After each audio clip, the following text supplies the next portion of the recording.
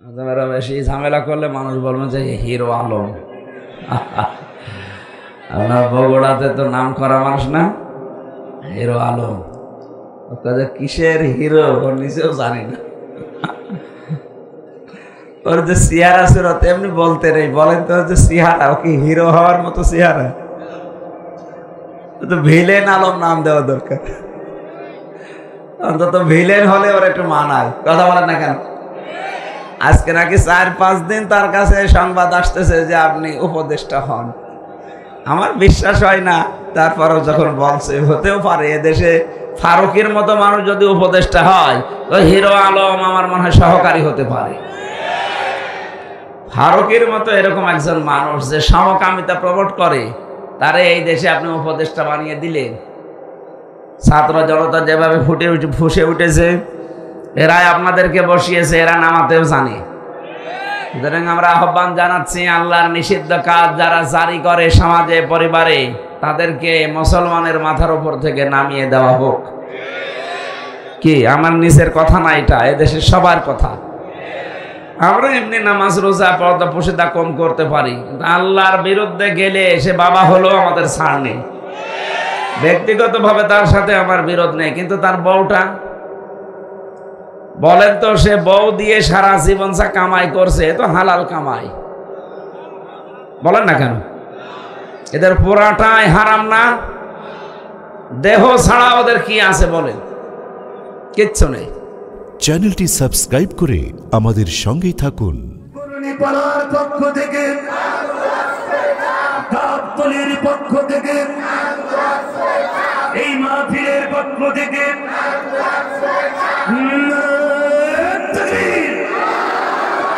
আমার ভাইরা বসেন, এইবারে বসেন। মেহমান চলে আসছে।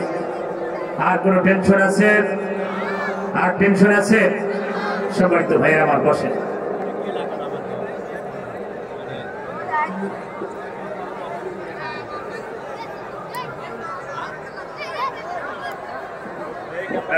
ভাই বসেন, হুজুর চলে আসছে। অসুস্থ মানুষ, আপনাদের সময় এখন ছেড়ে দিব, তাড়াতাড়ি বসেন। হুজুর চলে আসছে। টেনশন আছে? আর টেনশন নেই, হুজুর চলে আসছে। আমরা ভাই বসেন বসেন বসেন বসেন প্লিজ। সম্মানিত ভাই আমার, মেহমান চলে এসেছেন বগুড়ার জন্য। আপনাদের ভয় আছে? মেহমান আসবেন এরকম কোনো সন্দেহ আছে? মেহমান চলে এসেছেন, আলহামদুলিল্লাহ। আমার ভাইরা, আমার ভাইয়ের আল্লাহর কোরআনের জন্য আবার যাদের যদি ডাক চলে আসে, ওই যাদের ময়দানে আল্লাহর পথে মাল জান দিয়ে সংগ্রাম করতে রাজি আছে, তারা যদি হাত উঁচু করে আল্লাহকে দেখা। সাউন্ড করবে না কেউ, সাউন্ড করবে না। আল্লাহকে দেখান, আল্লাহকে দেখান, একটু হাত উঁচু করে দেখান। 2 হাত একটু নাড়া দিয়ে দেন। আল্লাহ তুমি হাতগুলো কবুল করে নাও। আল্লাহ তুমি হাত জান্নাতি হাত হিসাবে কবুল করো। نحمده ونستعينه ونستغفره ونؤمن به ونتوكل عليه ونعوذ بالله من شرور أنفسنا ومن سيئات أعمالنا من يهدي الله فلا مضل له ومن يضلل فلا هادي له ونشهد أن لا إله إلا الله وحده لا شريك له وأشهد أن محمدا عبده ورسوله الذي أرسله بالحق بشيرا ونذيرا وداعيا إلى الله بإذنه وسراجا منيرا فقد قال الله تعالى في كلامه المجيد وبرهانه التوحيد أعوذ بالله من الشيطان الرجيم بسم الله الرحمن الرحيم ولقد خلقنا الإنسان من سلالة من طين ثم جعلناه نطفة في قرار مكين صدقت يا ربنا.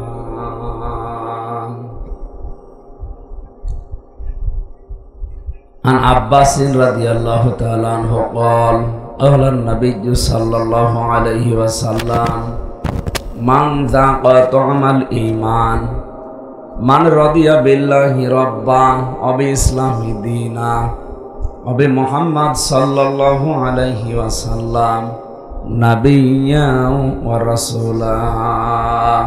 رواه مسلم. وما زادهم إلا إيمانا وتسليما. اللهم صل على محمد وآله وصحبه وبارك وسلم. আলহামদুলিল্লাহ। বগুড়া জেলার গাবতলী থানার অন্তর্গত পুরাতন কর্ণীপাড়া মাদ্রাসা ময়দানে তাফসীরুল কোরআন মাহফিলের স্বনামধন্য সভাপতি বিশিষ্ট আলেমে দ্বীন ডোমন ফকর আমিনিয়া কামিল মাদ্রাসা শাহজাহানপুর বগুড়ার সম্মানিত অধ্যক্ষ হাজারো আলেমের ওস্তাদ আপনাদের এলাকার সন্তান আলহাজ মাওলানা ইসমাইল হোসেন দামাত বারাকাতুহুল আলিয়া হযরতের এখানে আমার আলোচনা আছে 28শে ফেব্রুয়ারি না 28শে ফেব্রুয়ারি। আপনারা এরকম রাত 10টার পরে তুলবেন নাকি? গত বছরে জেল থেকে বের হওয়ার পরে ওনাদের ওখানে মাহফিল একটা ছিল। ওই দিন মাওলানা আব্দুল বারী রশিদি ভাই বলে একজন আছে বগুড়ার জামাই নাটোরে বাড়ি, উনি এই গাবতলীতে কোন জায়গায় যেন একটা অনুষ্ঠান নিয়েছিল। ওই সময়ের তৎকালীন যে ওসি ছিল জালেমদের কথা মতো আমার মাঠের ভেতরে 2 কিলোমিটার দাঁড়িয়েছে। এই যে কাদা পানি স্যান্ডেল ম্যান্ডেল কোথায় আছে আল্লাহ জানে। এরপরে ওখান থেকে ডোমন পুকুরে প্রায় রাত 10টা 11টা বেজে যাচ্ছে, বারবার কল আসছিল। একজন আমাকে বলছে ওখানে গেলে পুলিশ চারিদিকে ঘিরে রেখেছে গোয়েন্দারা, আপনি যেন না। কি রাজো না কি একটা লোক যেন। যাই হোক, সে গত বছরে আমি ওইটা শেষ করে ওখানে যাওয়ার কথা ছিল রাত 9:30টায়, তো যেতে দেয়নি জালেমরা। সে ওসিকে আমি খুঁজছি, পাচ্ছি না, যে কোথায় আছে। শুনলাম নাকি কক্সবাজারে। যেখানে আছেন আপনাকে আমার ছাড় দেওয়া হবে না। আপনি কোরআনে কারিমের এই অনুষ্ঠান করার কারণে সেদিন যা কষ্ট দিয়েছে আপনারে আমি 12টা বাজাবো ইনশাআল্লাহ। আমার হাতে যা আছে আমি তা খরচ করব। আপনি ওই দিন অতি উৎসাহী হয়ে যা করেছিলেন একজন আলেমের সাথে, আপনার ক্ষমা নেই। আমি হযরতকে আহ্বান জানাচ্ছি, অধ্যক্ষ সাহেব আপনি রাত 9টায় আমারে তুলে দেবেন ইনশাআল্লাহ। না, কথা দেওয়া লাগবে। আমি ওই দিন তো আর মাহফিল নেইনি, আপনার একটাই মাহফিল। 9টায় তুলে দেবেন। এরা 7টায় এসে বসে থাকে। আপনার এই মাদ্রাসা, এতিমখানা, হাফিজি মাদ্রাসা, মসজিদ এদের কারণে তুলতে তুলতে রাত 10টা বাজে। অসুস্থতার পর থেকেই তো ডাক্তার বলছে 10টায় ঘুমিয়ে পড়বেন, 10টায় ঘুমিয়ে পড়বেন, নাই কিন্তু আবার ওই রোগ বেড়ে যাবে। আপনারাই তো আমার মেরে ফেলা ধান্দায় আছে। জালেমরা তো চেষ্টা করেছিল, পারে নাই, যাই বাঁচিয়ে দিয়েছে আল্লাহ। এখন আপনারা মারি ফেলবেন। এটা রেকর্ড হচ্ছে, সারা দেশে ছড়িয়ে দেবেন তো। কালকে যেন আমি শুনতে পাই, যেখানে যেখানে আমার মাহফিল নেওয়া আছে রাত 10টার ভেতরে যদি শেষ করতে মাহফিল না পারেন আমার এবছরে নেবেন না। আমি আগে সুস্থ হয়ে নিই, রওশনের সাথে মতো আগে শক্তিশালী হয়, তারপরে ঠিক আছে। বলছেন না, তার মানে ও মহিলা যে শক্তিশালী না, আপনারা জানেন। আমি ওই রকম হতে চাই না। 64 বছরের একজন বৃদ্ধ যুবক আছে আমাদের দেশে, আমিরে জামাত ডাক্তার শফিকুর রহমান। 64 বছর বয়স লোকটা বলে আমি এখনো যুবক, আমাকে কেউ বুড়ো বলবেন না। আমি ওই রকম অদম্য শক্তি চাচ্ছি, আল্লাহ যেন আমাকে ওনার মতো দিনের জন্য কষ্ট স্বীকার করার তৌফিক এবং ধৈর্য দান করে। এইটা করে আবার প্রিন্সিপালে বারবার আমিন বলবেন, উনি তুলবে রাত 11টায়, আমি রাত 9টায় উঠতে চাই। যেখানেই তুলবেন এখন 7টায় এশার নামাজ হয়ে যাচ্ছে, সর্বোচ্চ নয় 7:30টায় দ্বিতীয় বক্তা দিলে 8টা 8:30টায় তুলে দেওয়া যায়। সময়ের ব্যাপারে সেন্সিটিভ থাকা লাগবে, আমাদের কোনো জ্ঞানই নেই। এরা মাগরিবের পর থেকে যদি বসে থাকে, আপনি হিসাব করেন তো, ওদের মাজা না 1-1.5 ঘন্টা 2 ঘন্টা বসে থাকায় তাই কত কষ্ট। এখন এই যে 15-20 মিনিট পরে যদি উঠতে শুরু করে, কি বলবেন এখন? আমি তো উচিত কথা বলে দেব যে ওর মনে হয় না, থাক, ওইটা বলা যাচ্ছে। এখানে কত মেয়ের বাবা বসে আছে আপনি জানেন? আজকে শুধু মাহফিল শুনতে আসেনি, এরা এসেছে মেয়ের জামাই খুঁজতে। এখন যদি আপনি এই মাহফিলের মোনাজাতের আগে উঠে চলে যান, বলবেন না এর সাথে বিয়ে দিয়ে আমার জীবন নষ্ট করবে না। এই জন্য আপনার কষ্ট হলেও ঘন্টাখানেক থাকবেন ইনশাল্লাহ। এই মাহফিলের প্রধান অতিথি সাবেক উপজেলা চেয়ারম্যান নাকি 1 নাম্বার 1 প্রথম শ্রেণীর ঠিকাদার ও সভাপতি স্যার, মানবাধিকার ফাউন্ডেশন গাবতলী বগুড়া, আমাদের বড় ভাই জনাব মোস্তাফিজুর রহমান মিলু ভাই। সহসভাপতির নাম যাদেরকে দিয়েছেন প্রত্যেকটাই হয় অধ্যক্ষ নয় উপাধ্যক্ষ, সহকারী অধ্যাপক। এই আলেমদের মর্যাদা সম্মান কামনা করছে, আল্লাহ যেন দান করে।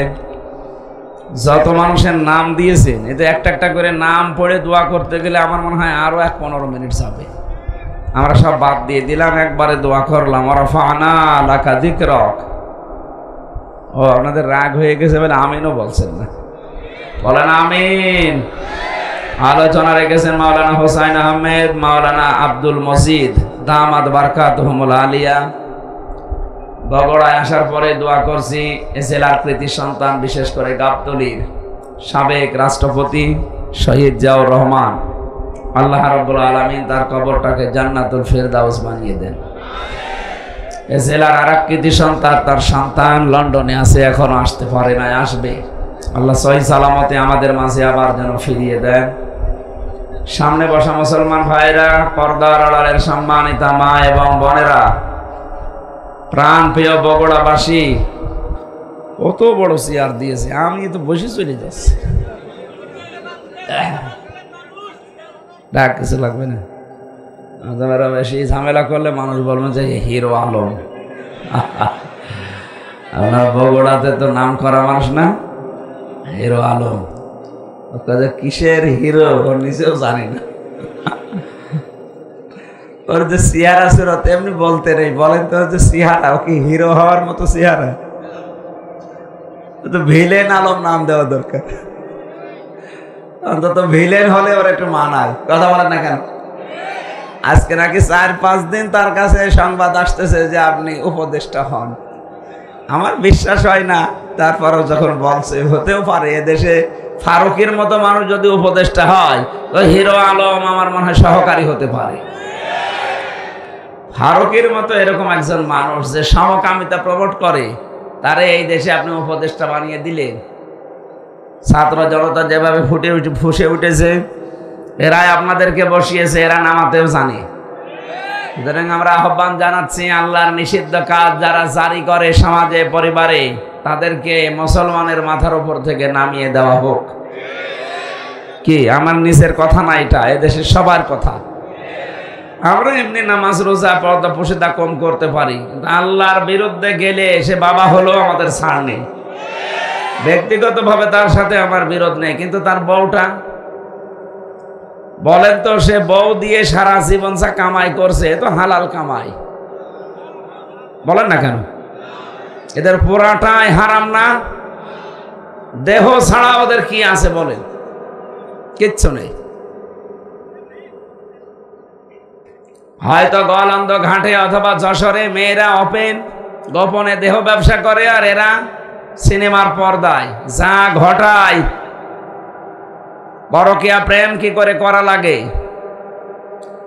সমকামিতা প্রমোট করা লাগে, এগুলো তারা সিনেমা বানায় বসে বসে, এগুলো অভিনয় করার বউদেরকে দিয়ে। বলেন নাউজুবিল্লাহ। নবীজি বলেছেন আদ-দাজ্জালু লা ইয়াদখুলুল জান্নাহ, প্রিন্সিপাল সাহেব আছে এখানে মোজাক্কার দিয়েছেন আল্লাহ। নবীজি বলেন আদ-দাজ্জালু লা ইয়াদখুলুল জান্নাহ, মহিলাকে বলা হয়নি, পুরুষকে। যেই পুরুষ তার নিজের মেয়ে, বউ, মা, বোন এদেরকে পর্দার ভেতরে রাখতে পারে না, সেই পুরুষ দাজ্জাল। কথা বলে না কেন? এই হিসাবে ফারুকী সাহেব যে দাজ্জাল, ফতোয়া আর কারো লাগবে? একটা দাজ্জাল মানুষ ৯৬ মুসলমানের মাথার উপরে থাকবে কোন কারণে বলেন? আশা করছি আমরা খুব তাড়াতাড়ি তাকে যেন নামিয়ে ওই জায়গায় একজন আলেমকে নিয়োগ দিন। সংস্কৃতি ইসলামের ভেতরে নেই তা না, এটা একটা ইবাদত।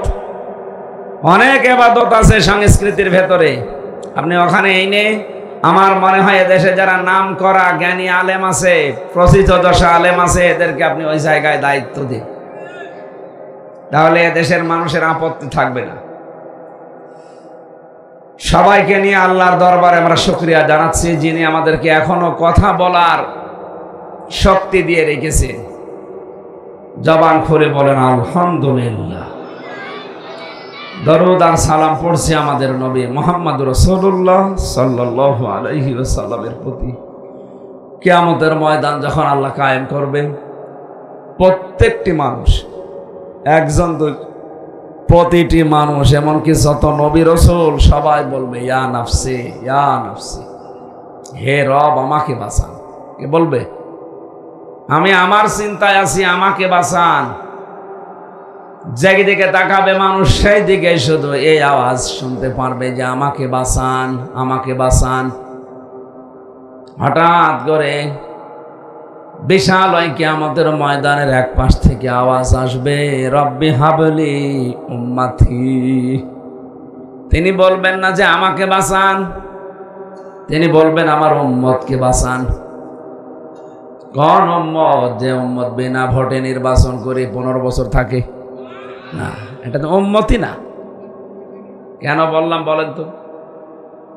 ওরা যে উম্মত না, শুধু বিনা ভোটে নির্বাচন করে ওনারা 15 বছর আছে এই জন্য উম্মত না, তা না। সূরা হজ ৭৮ নম্বর আয়াতের মাঝে আছে, যারা আলেম আছে একটু দেখেন তো। আল্লাহ পাক বলেন হুয়া জিতাবাকুম ওয়া মা জাআলা আলাইকুম ফিদ্দীনি মিন হারাজ। ইয়াদের প্রথম শব্দ হুয়া জিতাবাকুম। এ জিতেবা মানে নির্বাচিত করা। কি করা বলেন না কেন? বগুড়াবাসী নির্বাচিত করা হয় যে পদ্ধতিতে, ওই পদ্ধতির বাংলা নাম নির্বাচন। কি এটা ক্লাস চলছে, ওনারা ক্লাস নেয় ওনাদের ছাত্র ছাত্রীদের মাঝে, আর আমার ছাত্র ছাত্রী এই আমার 12 বাপের 13 ছেলে বসা বসে আছে, এক একটা এক এক রকম। নির্বাচিত করা হয় যে পদ্ধতির মাধ্যমে। এখানে যদি পাগলকেও জিজ্ঞাসা করেন, সেও বলবে সেই পদ্ধতির নাম নির্বাচন। একটা বিবেক সম্পন্ন মানুষকে যদি বলেন এই 15.5 বছরে কোনো নির্বাচন এই দেশে হয়েছে, ও পাগলেও বলবে হয়নি। শয়তানকেও যদি বলেন, ও বলবে হয়নি। শয়তানকে জিজ্ঞাসা করে দেখেন। এখন প্রশ্ন আসতে পারে, শয়তান পাবো কোথায়? হ্যাঁ আছে, আমি একটা একটা করে কয়েকটা বলছি, গুনাগুন দেখেন তো শয়তান আছে কিনা। আল্লাহ পাক বলেন ইন্নাল মুবাদ্দিরিনা কানু ইখওয়ানাশ শায়াতিন ওয়া কানাশ শাইতানু লিরাব্বিহি কাফুরা। আপনি নামাজ পড়েন না, শয়তানের ভাই, এ কথা কোরআন হাদিসে নেই। রোজা রাখেন না, শয়তানের ভাই, এ কথা কোরআন হাদিসে নেই। আপনি পর্দা করেন না, শয়তানের ভাই, এ কথা কোরআন হাদিসে পাইনি। কিন্তু কেউ যদি অপচয় করে, সে শয়তানের ভাই। এ ঘোষণা কার? আল্লাহর। সূরা বনী ইসরাঈলে আছে। শয়তানের ভাই কি হয়? শয়তান। আমি যেমন মানুষ, আমার ভাই যে হবে সেও মানুষ হবে। কথা বলেন না কেন? শয়তান যে হবে, শয়তানের ভাই হলেও সে শয়তানি হবে। দেখেন তো কত বড় ঘোষণা আল্লাহর, যারা অপচয় করে এরা সাধারণ মানুষ না, এরা শয়তানের ভাই। তাহলে যারা অপচয় করে আপনি দেখতে পান না তাদেরকে, শয়তান যদি জীবনে না দেখে থাকেন, অপচয়কারী দেখলেই বুঝবেন যে শয়তান এইটাই। 2 নম্বরে, এ পৃথিবীতে শয়তান সবসময় যৌনতা ছড়াতে ভালোবাসে। ওর কাছে লজ্জা স্থান খুব মায়া মহব্বতের জিনিস। এই জন্য নবীজি শিখিয়েছেন, যখনই টয়লেটে কাজ সারার জন্য উলঙ্গ হবে, সঙ্গে সঙ্গে তোমাকে বলা লাগবে আল্লাহুম্মা ইন্নী আউযু বিকা মিনাল খুবুসি ওয়াল খাবাইস। যত রকমের দুষ্ট জিন আর পরি আছে সবার থেকে আল্লাহ তোমার আশ্রয় চাই। বিশ্বনবী জানিয়েছেন, দোয়া পড়ে যদি কেউ বাম পা দিয়ে বসে, শয়তানের চোখের উপরে পর্দা পড়ে যায়। অথচ এখানে কত মুরব্বী মানুষ বসে আছে, জীবনে এ দোয়া পড়িনি। কথা বলছেন এখানে। বের হওয়ার সময় আপনি যখন বলেন গফরানাক, হে আল্লাহ আমি ক্ষমা চাচ্ছি, কারণ এই যে 8-10 মিনিট 15 মিনিট আমি টয়লেটে বসেছিলাম, আমি তোমার কাছে ক্ষমা চাইতে পারিনি, দয়া করে মেহেরবানি করে তুমি আমারে ক্ষমা করে দাও। আলহামদুলিল্লাহিল্লাযী আযহাবা আন্নিল আযা ওয়া আফানি। তোমার প্রশংসা আদায় করছি, কারণ আমার পেটের ভেতর থেকে গন্ধ এবং কষ্টদায়ক জিনিস তুমি বের করে আমাকে শান্তি, স্বস্তি, নিরাপত্তা দিলে। বিজ্ঞান এখন প্রমাণ করছে, টয়লেট যদি আপনার বন্ধ হয়ে যায়, বিশেষ করে প্রস্রাব, এটা যদি স্বাভাবিক অবস্থায় আবার ফিরিয়ে আনতে চান, এদেশের চিকিৎসা ব্যবস্থায় কমপক্ষে 12,000 টাকা খরচ হবে। শুধু পেশাব বন্ধ হয়ে গেলে যদি একবার আপনাকে পেশাব করিয়ে স্বাভাবিক করা লাগে, কারণ এটা যতক্ষণ জমা থাকবে আপনার কিডনি নষ্ট হয়ে যাবে। কথা বুঝতেছেন? এটা একবার বের করতে যদি 12,000 টাকা লাগে, এখানে কত মানুষ আমরা আছি কমপক্ষে 24 ঘন্টার ভেতরে 4-5 বার করে পেশাবখানায় যায়। এই কথা বলছেন এখানে। কিছুই যদি আপনার না করে আল্লাহ, 5 বারে পেশাব করতে 5 বার 60,000 টাকা আপনার পেছনে খরচ। এই যে সূর্যটা দেখতে পান, 30,000 কোটি ফারেনহাইট বিদ্যুৎ খরচ হচ্ছে 1 সেকেন্ড জ্বালাতে। 24টা ঘন্টা আল্লাহ আমার 12টা ঘন্টা অন্তত আমাদের মাথার উপরে রেখে দিয়েছে। এক সেকেন্ডে যদি 30,000 কোটি ফারেনহাইট বিদ্যুৎ খরচ হয়, কোনদিন জিবরাইল এসে বিলের কাগজ নিয়ে বলে না যে ভাই এই টাকাটা দেন, বলেছে? আমাদের যে মেজাজ, আমার মনে হয় কোনো বাড়িতে যদি জিবরাইল যে বলতো এই যে বিলের কাগজ, যে কাপড় শুকিয়েছেন, এই কাপড় শুকানোর বিল, আমার মনে হয় জিবরাইল আরশ পর্যন্ত যাওয়ার আগেই মার্ডার হয়ে যাবে। অথচ আজ পর্যন্ত কোনদিন আমার কাছে বিলের কাগজ আল্লাহ জিবরাইলকে দিয়ে ধরিয়ে দেয়নি। কথা বলেন ঠিক কিনা? বগুড়াবাসী, ক্লাস চলছে কিন্তু খুব খেয়াল করে আপনার রোল নাম্বার যেন 1, 2, 3 ভেতরে থাকে। আপনি এমন ছাত্র হবেন না যে 82 রোল আপনার। এক ছাত্র এসে প্রিন্সিপালের কাছে বলছে, স্যার হয় ছুটি দেন, নাই আমি গেলাম। স্যার চিন্তা করছে, ও যে পজিশনে আছে, ও ছুটি দিলেও যাবে, না দিলেও দৌড় দেবে। রোল নাম্বার কত? 82। 82 রোল। ছেলে মেয়ে কয়টা ক্লাসে? 82টা। 82টা ছেলে মেয়ে, ওর রোল নাম্বার 82। ও খুব ভালো ছাত্র। বলেন বলেন, ও জীবনের কোনো উদ্দেশ্য আছে? শুধু আসে আর পালিয়ে চলে যায়। আপনি ওই রকম ভাবে না, 1, 2, 3 মতো রোল নাম্বার যারা, তারা যেভাবে অ্যাক্টিভ ভাবে কান খাড়া করে বিষয়গুলো শুনে, ওগুলো শুনে হজম করার চেষ্টা চালান। এবার শয়তান আমরা অনেকেই মনে করি দেখতে পাই না, যে মানুষগুলো যৌনতা ছড়াতে ভালোবাসে, আপনি বিশ্বাস করে নিতে পারেন ওইটাই শয়তান। ফিল্মে যারা কাজ করছে বলেন তো, এ মানুষগুলো যৌনতা ছড়ানো ছাড়া কি আছে তাদের এই সিনেমাতে? আগেকার সিনেমাগুলো মানুষ দেখতো আর শিক্ষা নিত আর কান্নাকাটি করত, যে কোনো একটা বিষয় তারা তুলে ধরতো। আর এখন সিনেমা শুরুই হয় যৌনতা দিয়ে, শেষ হয় ধর্ষণ দিয়ে।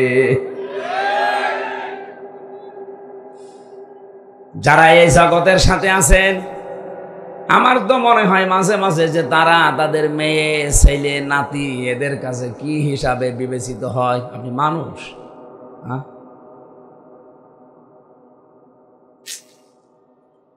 এই কাজগুলো যারা করছে আমি দেখতে পাচ্ছি গোপন একটা ষড়যন্ত্র করে এই মানুষগুলোকে আজ সামনে নিয়ে আসা হচ্ছে।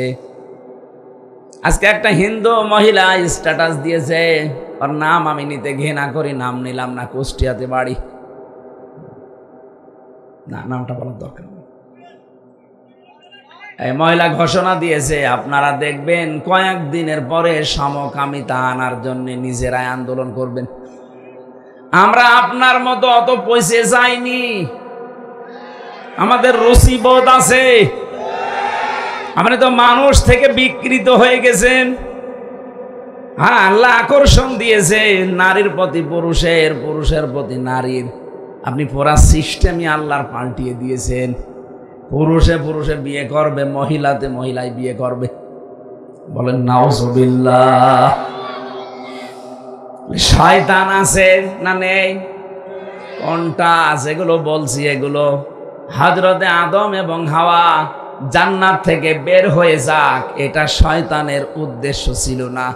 ওর উদ্দেশ্য ছিল কি করে আদম আর হাওয়ার লজ্জা স্থান দেখা যায়। এজন্যও জান্নাতের মেন গেটে দাঁড়িয়ে ওয়াজ করেছিল, ওয়াকাসামাহুমা ইন্নী লাকুমা লামিনান নাসিহিন। হে হাওয়া, তোমার স্বামী কোথায়? তাকে বলো আমি আল্লাহর কসম দিয়ে বলছি আমি তোমাদের হিতাকাঙ্ক্ষী। আরামের জায়গায় বেশি দিন আল্লাহ তোমাদের রাখবে না। আমি গোপন ভিত্তিতে সংবাদ পেয়েছি, এখান থেকে তোমাদের আল্লাহ বের করে দেবে। হযরতে হাওয়া আলাইহিস সালাম জিজ্ঞাসা করেছিলেন কেন বের করে দেবে? কেন জানি না, তবে আমি গোপনে শুনেছি আল্লাহ বেশি দিন রাখবে না। ওই যে গাছের কাছে যাওয়া নিষেধ কেন? এইটার কারণে।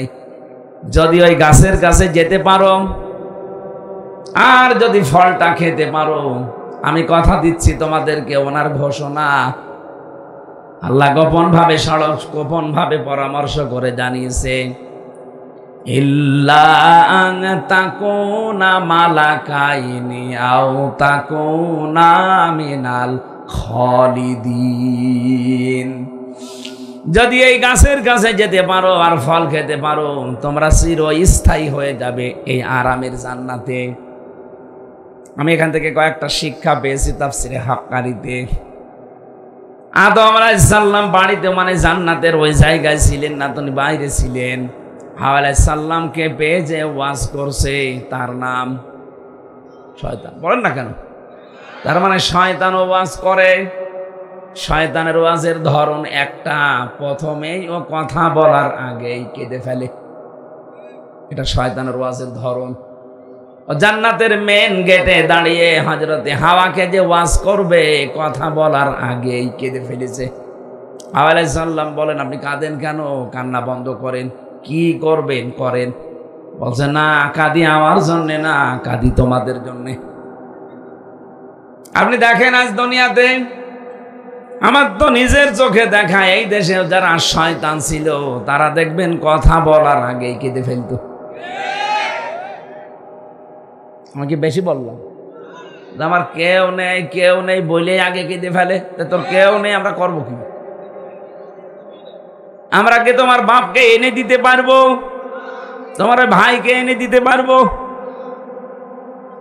তোমার কেউ নেই বলে যে কান্নাকাটি শুরু করো, এ অভ্যাস তো শয়তানের। তুমি কি শয়তান নাকি?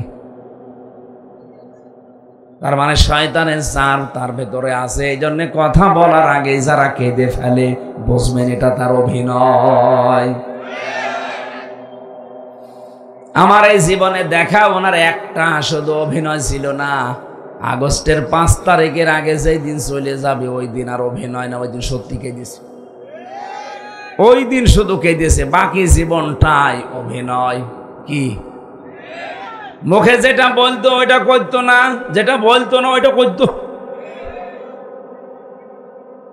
সরঞ্জিৎ বাবু এজন্য বলেছিল বাঘে ধরলে ছাড়ে, উনি ধরলে ছাড়ে না। যে আমার জীবনে আমি নিজে পরীক্ষিত, আমারে যদি কোনো সলিমদ্দি ধরতো খুব বেশি হলেও 3 দিনের পর আমি বের হয়ে চলে আসতাম। ধৈর্যশীল তো উনি, কারণ মামলাটা 33 বারের উপরে উঠেছে আদালতে, বলে না হবে না, পারমিশন লাগবে। লাল কালি দিয়ে উনি নিজে সই করে বলেছে হবে না, যেদিন উনি বলবে সেই দিন হবে। নাই তো সে মামলা দিয়েছে, সাজা লাগিয়ে দিলেও সর্বোচ্চ 3 মাস। কত? আর আমার থাকা লাগলো বিনা কারণে 3 বছর। হযরতে হাওয়া বললেন আপনি কাঁদবেন না, আপনি ওয়াজ করেন। কি ওয়াজ করতে চান? হাওয়া আলাইহিস সালামের এই যে কথা বলার পরেও দুর্বলতা খুঁজে পেয়েছে, এই তো আমার কথায় কাজ হবে। ডাক দিয়ে বলেছে দেখো, গোপন ভিত্তিতে সংবাদ পেলাম এই আরামের জায়গায় নাকি তোমাদের রাখা হবে না। মেয়েদের জন্মগত একটা অভ্যাস আছে, ওরা যদি কোনো জায়গায় একবার শান্তি পেয়ে যায়, জীবন চলে গেলে ওই জায়গা ছাড়তে চায় না। হ্যাঁ, এটা অভ্যাস ওদের।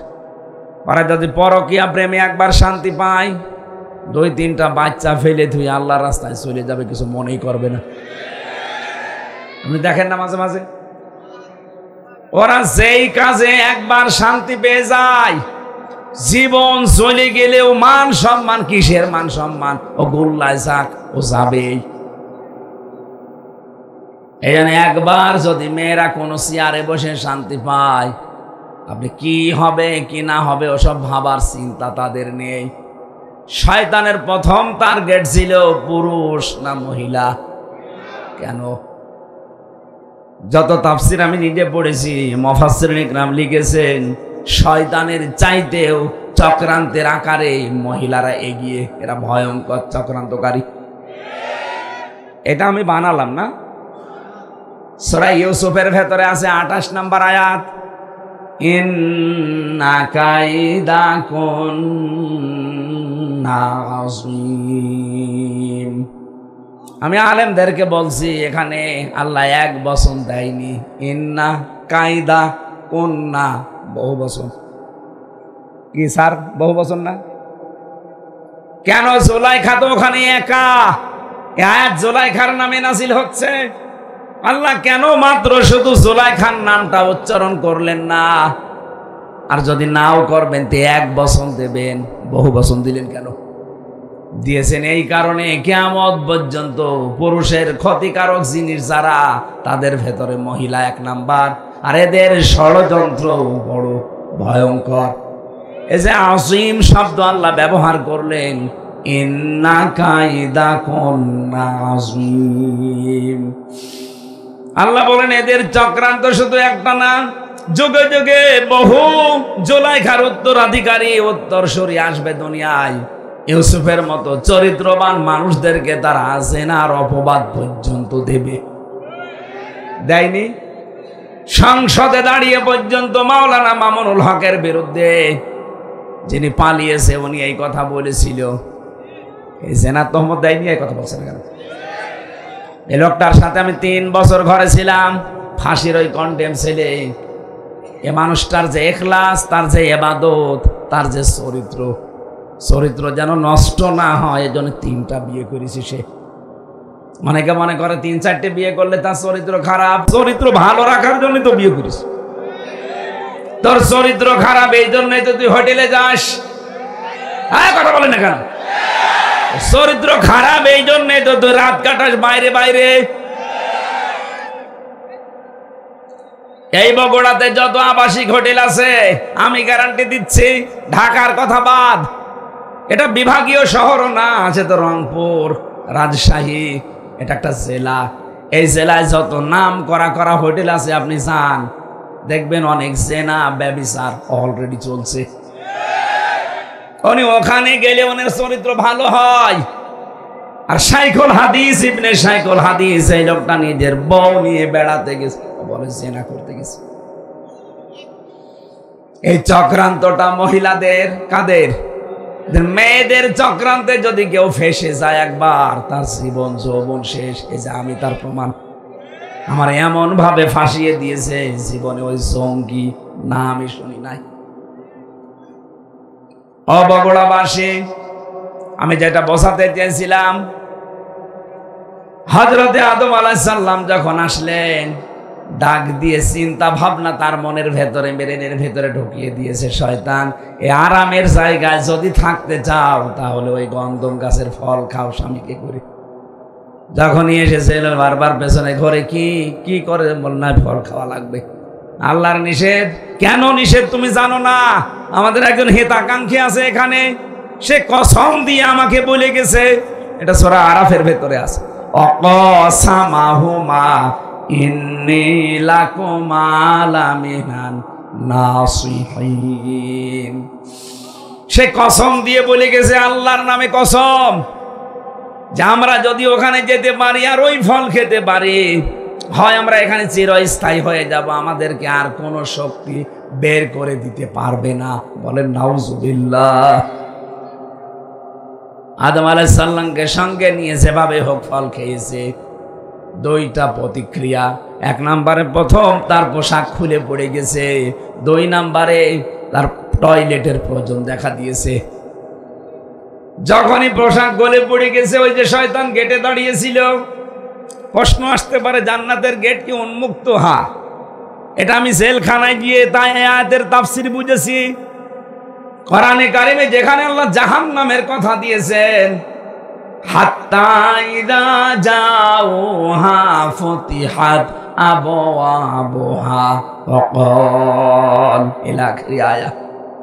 আল্লাহ পাক যখন বলেন যে জাহান্নামী মানুষদেরকে যখন জাহান্নামের গেটের সামনে নেওয়া হবে, এরপরে জাহান্নামের দরজা খুলে যাবে, ভেতরে প্রবেশ করিয়া আবার জাহান্নামের দরজা বন্ধ করে দেওয়া হবে। জাহান্নামে গেলে দরজা বন্ধ, বের হতে চাইলে দরজা যেহেতু বন্ধ, বের হতে পারবে না। আর জান্নাতের কথা যত জায়গায় পেয়েছি, দরজা বন্ধ এ কথা আমি পাইনি। আমি দুনিয়ার জেলখানার সাথে মিলিয়ে দেখেছি, যত বড় বড় অপরাধী হোক, জেলখানায় কাছে নিয়ে গেলে দরজা বন্ধ, যাবে ভেতরে খুলে আবার বন্ধ, 24 ঘন্টা তালা লাগানো থাকে। জেলখানার মেন গেটে তা থাকে না? বগুড়া জেলখানায় যান, 24 ঘন্টা মেন গেট তালা মারা, একজন দুইজন করে ওখানে সব সময় থাকে পাহারাদার। এটা জাহান্নামের বৈশিষ্ট্য, সব সময় বন্ধ থাকবে। আর জান্নাতের দরজা 24 ঘন্টা ওপেন থাকবে। আদম আলাইহিস সালাম আর হাওয়া আলাইহিস সালামের এই দুইটা প্রতিক্রিয়া যখন, শয়তান কিন্তু ওখান থেকে দেখার পরে তাকিয়েছে আর খিলখিল করে হাসতেছে। কারণ শয়তান যৌনতা দেখলে বেশি ভালো লাগে, ওর আনন্দ লাগে। বলেন নাউজুবিল্লাহ। আমি এ কথা বলার জন্য এ পর্যন্ত এসেছিলাম। আজ যারা নিজেদের যৌনাঙ্গগুলো উন্মুক্ত করে মানুষকে দেখাতে চান, এই মানুষগুলোর অন্তরের ভেতরে দুইটা জিনিস তৈরি হয়। যারা বৈধ জিনিস বাদ দিয়ে অবৈধ জিনিসের প্রতি চোখের নজর আর অন্তরের যে চোখ আছে, ফাইন্নাহা লা তা'মাল আবসার ওয়ালাকিন তা'মাল কুলুবুল্লাতী ফিস সুদূর। কলবের চোখ আছে, অন্তরের চক্ষু বলা হয় যেটা, চর্ম চোখ আর কলবের অন্তরের চোখ, এই দুইটাই আমার আল্লাহ নষ্ট করে দেয় যারা বৈধ জিনিস বাদ দিয়ে বেশি বেশি অবৈধ জিনিস দেখে। আজ অনেক মানুষ আছে দেখবেন, নিজের স্ত্রী ভালো লাগে না, নিজের স্ত্রীর কাছে সময়ও দিতে চায় না, বাইরে উল্টা পাল্টা উলট পালট জিনিস দেখে, মোবাইল কম্পিউটার ল্যাপটপ টেলিভিশনে উলট পালট জিনিস দেখে ওর অন্তরের চক্ষু নষ্ট হয়ে গেছে, চর্ম চক্ষু খারাপ হয়ে গেছে। তখন আরে বৈধ জিনিস ভালো লাগে না। সূরা নূরের 30 নম্বর আয়াত আমার মনে হয় আল্লাহ দুইটা ঔষধ দিয়ে নাজিল করেছেন। যাদের নিজের স্ত্রী ভালো লাগে না, যাদের নিজের স্বামী ভালো লাগে না, পরপুরুষের প্রতি, পর নারীর প্রতি আকর্ষণ বেশি, নাকি বগুড়া এগুলো নেই? এগুলো যাদের বেশি তাদের দুইটা ঔষধ বলছি, এখন থেকে কাজে লাগাবেন। আমি নিজে সহ যত পুরুষ মানুষ আজকে এসেছি, আরে ভাই দুনিয়াটাই আমাদের সব না, আমাদের আর একটা জগৎ আছে। কথা বলে না কেন? হিন্দুদের মতো তো বিশ্বাস আমরা করি না যে আর একবার জন্ম নেব না, একবারই শেষ। সুতরাং এখান থেকে যে কোনো কায়দায় চোখ বন্ধ হয়ে গেলে এই যে জীবন বিশাল শুরু হয়ে যাচ্ছে, আর শেষ নেই। ওখানে যে যেন আমরা কেউ ধরা না পড়ি।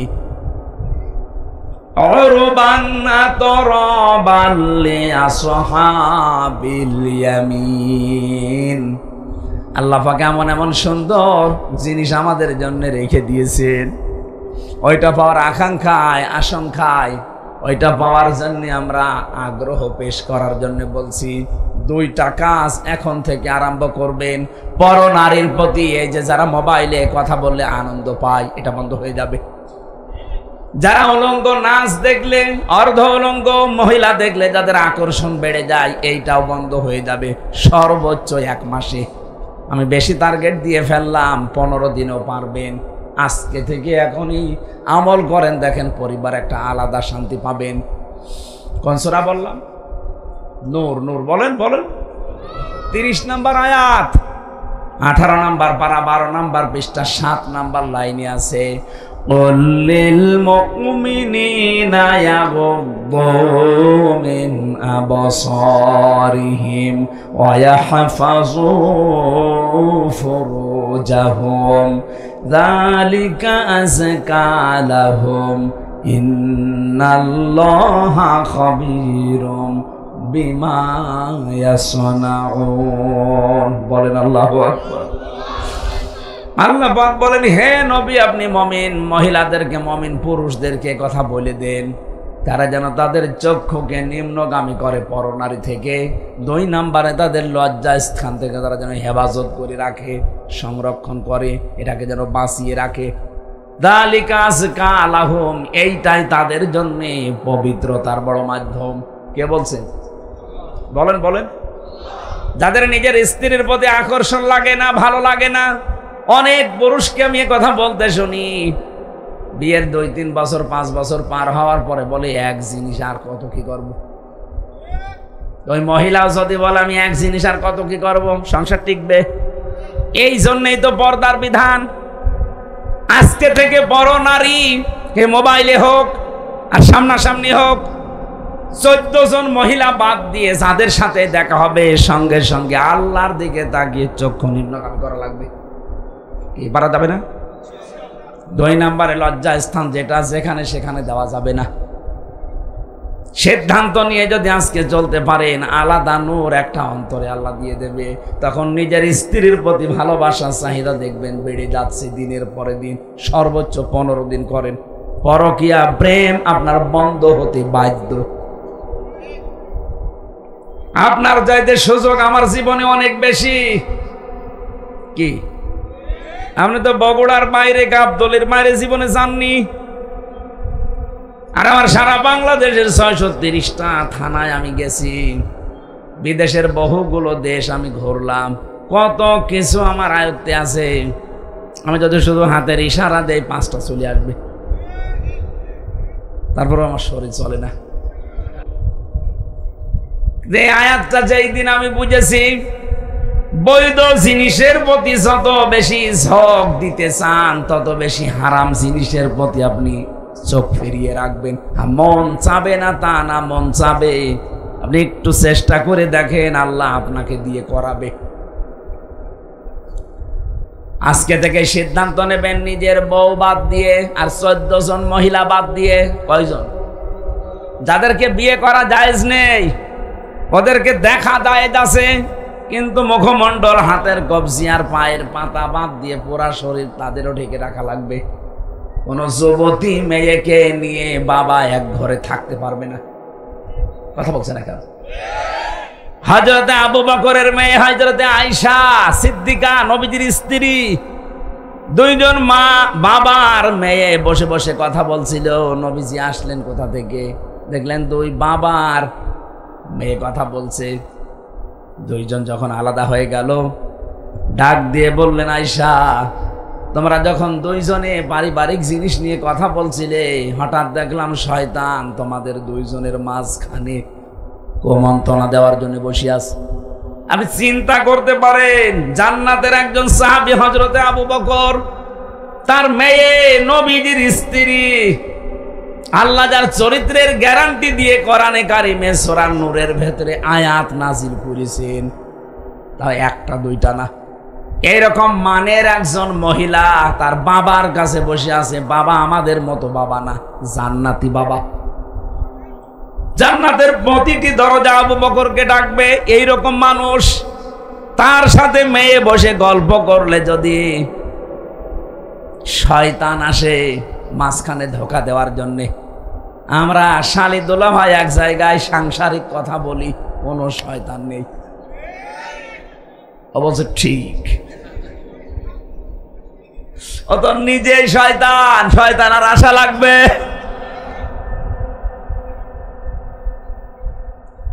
না, সাবধান থাকা লাগবে। এই ঔষধটা অ্যাপ্লাই করেন আজকে থেকে। নিষিদ্ধ জিনিস যেগুলো আছে, শুধু এই পরনারী না, মোবাইলে হোক, কম্পিউটারে হোক, বাইরে হোক, চক্ষু নিম্নগামী করে রাখবেন। দেখবেন আলাদা একটা জিনিস আল্লাহ মাস্ট বি দেবেই। 2 নম্বরে আমাদের যে লজ্জা স্থান আছে, নারীদের নারী, পুরুষের পুরুষটা, এটা ঠিক করে রাখা লাগবে। মনে মনে করেন আমার তো মন চাই, আরে মন চাই না কার? মানুষকে এই মন দিয়ে আল্লাহ বানিয়েছেন। এই মনটা কন্ট্রোল করতে যে পারে সেই পরীক্ষায় পাশ করে। আর আপনিও যদি ডোনাল্ড ট্রাম্পের মতো বাবা শাহজালাল সব হালাল, তাহলে আপনাকে জান্নাতে দেবে আল্লাহ কোন কারণে? কথা বলে না কেন? একজন খ্রিস্টান গোমেজ, মিস্টার গোমেজের জীবনী পড়ছিলাম, উনি আফসোস করে লিখেছে, হ্যাঁ মুসলমানেরা, তোমাদের কোরআন কি দুনিয়ায় একটা? মুসলমানেরা জবাব দিচ্ছে, কি বলেন আপনি? তাম দুনিয়ায় 257টা রাষ্ট্র আছে, যেখানেই মুসলমান আছে সেখানে কোরআন আছে। কথা বলে না কেন? সবার কোরআন এক। মিস্টার গোমেজ খ্রিস্টান, উনি বলছে, দেখেন আমি উপন্যাস পড়ার নাম করে কোরআনে কারিমের একটা তাফসীর পড়েছি, পুরাটা আমি শেষ করেছি। আমি এমনিতে ডক্টরেট করা মানুষ, অনার্স মাস্টার্স করে, পিএইচডি করে, এমফিল করে, পিএইচডি করে একজন ডক্টর মানুষ সামনে। এটা আমি উপন্যাস মনে করে পুরা কোরআনের তাফসীর ইংরেজিতে পড়েছি। পড়ার পরে আমার মনে হয় বিশ্বে যে মুসলমান আমি দেখি, এর সাথে এই কোরআনের কোনো মিল নেই।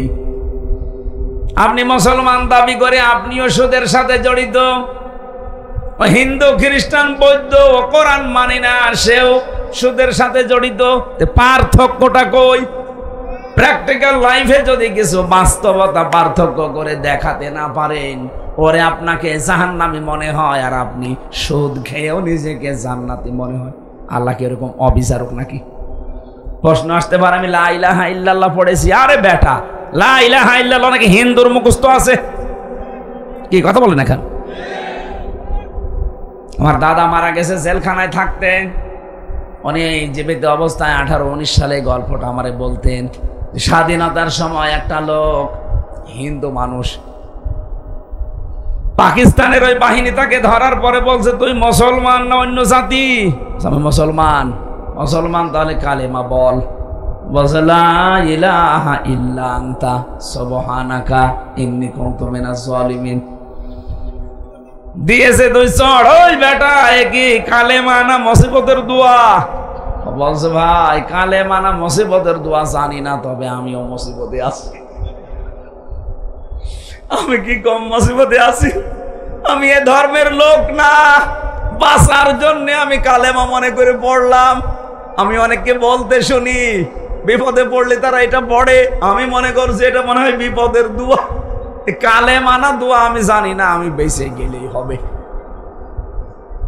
যারা এই ধারণা করে আছেন যে কালেমা যখন পড়েছি জান্নাত একদিন যাবই না, আমি প্রিন্সিপাল সাহেবকে বলছি, হযরতে আবু হুরায়রা কিন্তু এই হাদিসটা শোনার পরেই বলছিলেন, মান ক্বালা লা ইলাহা ইল্লাল্লাহ ফাদাখালাল জান্নাহ, যে ব্যক্তি লা ইলাহা ইল্লাল্লাহ পড়ে সে জান্নাতে চলে যায়। না, হযরতে ওমর বলেছিলেন, হে নবী আপনি এই কথা বললেন? বলে, হ্যাঁ। কিভাবে বললেন? মাঝখানে আপনি ফা শব্দ দিলেন কেন? বিশ্ব নবী বলেন, ওমরে ফায়ের ব্যাখ্যা আছে, আইয়ুহাযির মা হারামাল্লাহ। কোন মানুষ যদি কালেমা পড়ে আর হালালকে হালাল জেনে আঁকড়িয়ে ধরে, আর হারামকে হারাম জানার পরে ছেড়ে দেয়, শুধু ওই লোকটাই কালেমা পড়ে জান্নাতে যাবে। সম্মানিত ভাইরা, আমি শয়তানের পরিচয় দিতে পর্যন্ত এসেছিলাম। শয়তান সব সময় যৌনতা ছড়াতে ভালোবাসে। তাহলে যৌনতা যারা ছড়ায় বেশি, অপচয় যারা করে বেশি, এই মানুষগুলো পোকার আনতে শয়তান। কথা বলে না কেন? আল্লাহ এদের থেকে যেন আমাদের হেফাজত করে, বলেন আমিন। বিশ্বনবী মুহাম্মদুর রাসূলুল্লাহ একটা মাত্র আওয়াজ তিনি দেবেন ওই উম্মতের জন্য, যে উম্মত হওয়ার জন্য তারা চেষ্টা চালিয়েছে। নবীজি বলেন, আমার উম্মত তো ওইটা, আমি দুনিয়া থেকে বিদায় নেওয়ার পরে আমার রেখে আসা ইসলাম যারা পুঙ্খানুপুঙ্খানুভাবে পালন করেছে, বেদাত প্রবেশ করায় নাই। বাংলাদেশের দিকে তাকিয়ে আমাদের আফসোস হয়, কিয়ামতের দিন নবী যখনই আত্মচিৎকার করবে তখন আমরা দাঁড়াতে পারবো না। কোন মুখে দাঁড়াবেন? কারণ তার রেখে যাওয়া ইসলাম আজ আমরা টুকরা টুকরা করে ফেলেছি। কথা বলেন ঠিক কিনা? আমি 51টা দলের পরিচয় পেলাম বাংলাদেশে, অথচ কোরআন এক, হাদিস এক, নবীজি এক, কাবা শরীফ এক। আমাদের যদি 53 দল শুধু নিজের ছোটখাটো মতবাদ নিয়ে ভাগ ভাগ হয়ে যাওয়া লাগে, তাহলে জেনারেল যারা আছে ওদের তো 151টা দল থাকা দরকার। আপনি খোঁজ করে দেখেন, 51টা আমি পেলাম আজকে। অবশ্যই দুনিয়ার কোনো স্বার্থ সিদ্ধির জন্য, নাম কামানোর জন্য আপনি এই দলটা বানিয়েছেন, না তো কোন কারণে বানালেন বলেন? আহলে হাদিসের ভেতরে 17টা দল, ইসলামপন্থী যারা খেলাফত আন্দোলন, খেলাফত মজলিস মিলে প্রায় 7টা দল। সুন্নিয়াতের দাবি যারা করে, যারা বলে আমরা আশিকে রাসূল, এদের 27টা দল। আপনি মিলান, বাংলাদেশে যে যেই দলে আছে, মতে আছে, যে যেটা মানে, এক জায়গায় সব এক। একামতে দিনের বেলায় যে দিনে বাংলাদেশে দিন কায়েম করা লাগবে, এই জায়গায় যারা এক, তারা হচ্ছে জামাতে ইসলামী। এই দলের ভেতরে আমি কোনো পার্থক্যটা পাইনি। এদের তো লক্ষ লক্ষ কোটি কোটি ভক্ত এই দেশে, অনুসারী আছে, কিন্তু দল হিসাবে সব এক। কথা বলেন না কেন? বাকি যা আছে দেখবেন শুধু সভাপতি, সেক্রেটারি, একটা দল খুলে বসে আছে। সারা দেশে কেউ নেই, শুধু সভাপতি আর সেক্রেটারি। ঢাকায় কেন্দ্রীয় অফিসও নেই, বাড়ির ভেতরে ছাদের উপর একটা সিলিকুটি মানিয়ে বসে, এটা কেন্দ্রীয় অফিস। এই ভণ্ডামিগুলো যদি এখনো পর্যন্ত বাদ দিতে না পারেন, এখনো যদি দলাদলি করেন, দেখেন 50 বছরের ভেতরে জালেমরা আবার এদের চাষ করবে। আশা করছি আমার ইঙ্গিত আপনি বুঝেছেন। এটা রেকর্ড হচ্ছে, সারা দেশে যাবে। যাদের মাথার ভেতরে এটা ঢুকবে তারা যেন চিন্তা করেন আমার এই ছোট্ট কথাটা। শেষে কিন্তু সুযোগ হারিয়ে গেলে আর দোয়া করেও ফেরত আসবে না। সূরা নূন, মুমিনুন, এখান থেকে আমরা 2টা আয়াত পড়েছি। আজকের আলোচনাটা আমরা মানব জীবনকে কেন্দ্রীয় করে সাজিয়েছি। আল্লাহ পাক আমাদের একটা দুর্বল জায়গায় আঘাত দিয়ে স্মরণ করাচ্ছেন, ওয়ালাকাদ খলাকনাল ইনসানা মিন সুলালাতিন মিন তিন। অবশ্যই আমি আল্লাহ মানুষকে মাটির নির্যাস দিয়ে বানিয়েছি। আল্লাহ আমাদেরকে মাটি দিয়ে বানিয়েছে, মাটির নির্যাস দিয়ে বানিয়েছে। এ কথা বললেন কেন? আমরা অনেকেই আল্লাহকে ভুলে গেছি।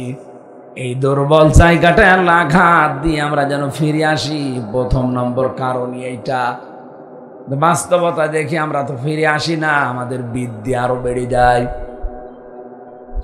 আল্লাহ রাব্বুল আলামিন বলেন, হাল আতা আলাল ইনসানি হিনুম মিনাদ দাহারি লাম ইয়াকুন শাইআম মাযকুরা। ও মানুষ, তোমার জীবনে কি এমন সময় অতিবাহিত হয়নি যে সময় তুমি উল্লেখ করার মতো কিছু ছিলে না? তাফসীরে ফি জিলালিল কোরআন থেকে কয়েকটা তথ্য পেয়েছি, একটু মিলাবেন। মানুষের এই জায়গায় আল্লাহ কেন আঘাত দিলেন? আমরা যে মাটির তৈরি তার তিনটা কারণ। এক নম্বরে আমাদের যিনি আদি পিতা হযরতে আদম এবং হাওয়া, এই দুইজনেই কিসের তৈরি? মাটির। বলেন বলেন। সন্তান যদি মাটির হয়, বাবা যদি মাটির হয়, সন্তানও মাটির হবে। বাবা যদি আগুনের হয়, সন্তানও আগুনের হবে। কথা বলেন ঠিক কিনা? দুই নম্বরে সব খাদ্য দুনিয়ায় মাটি থেকে উৎপন্ন হয়। এই জন্যে এখান থেকে শিক্ষা যে আমরা মাটির তৈরি। পৃথিবীর এমন কোনো খাবার নেই যার মূল মাটি না, মাটি থেকে সব। তিন নম্বরে মাটি থেকে খাবারের পরে খাবার তৈরি হয়, তৈরি হওয়ার পরে এটা দিয়ে বীর্য তৈরি হয়। বীর্য বাবার স্ফলিঙ্গ দিয়ে মায়ের রেহেমের ভেতরে প্রবেশ করে। মূল জিনিস কিন্তু মাটি। মূল কি? বিজ্ঞান প্রমাণ করছে এই মাটি দিয়ে মানুষকে আল্লাহ বানিয়েছে। এই মাটির ভেতরে কমপক্ষে 10টা উপাদান পাওয়া যাচ্ছে। মানুষের এই পুরা বডি আল্লাহ পাক বানিয়ে দেখা গেছে 13টা জিনিস পাওয়া যায় মানুষের ভেতরে।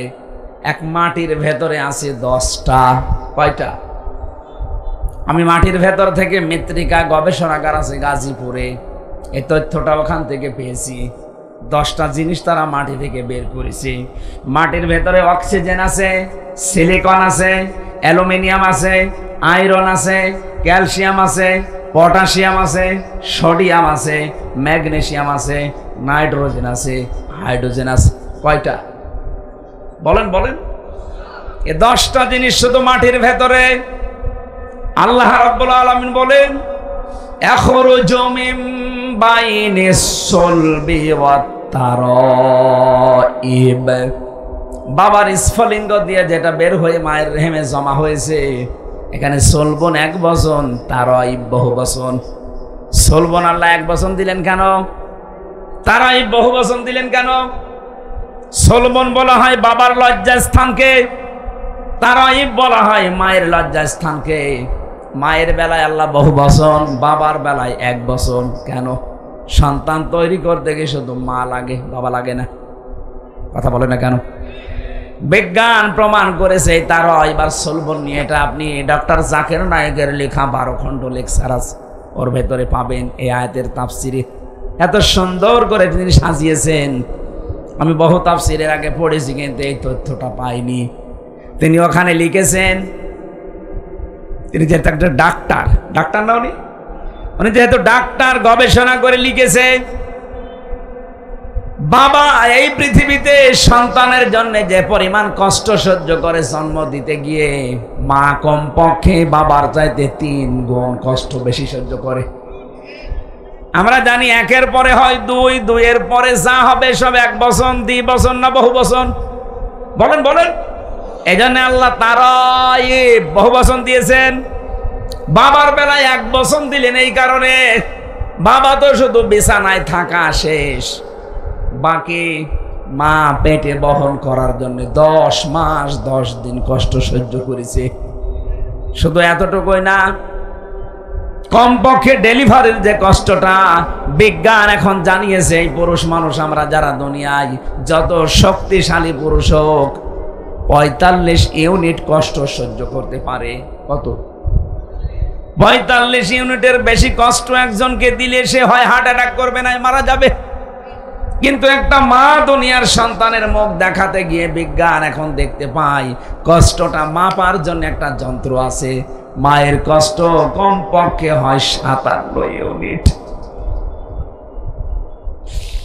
45 ডিগ্রি দিলে যেখানে আমরা মারা যাব, সেখানে মা আমার মুখ দেখতে 57 ইউনিট কষ্ট সহ্য করে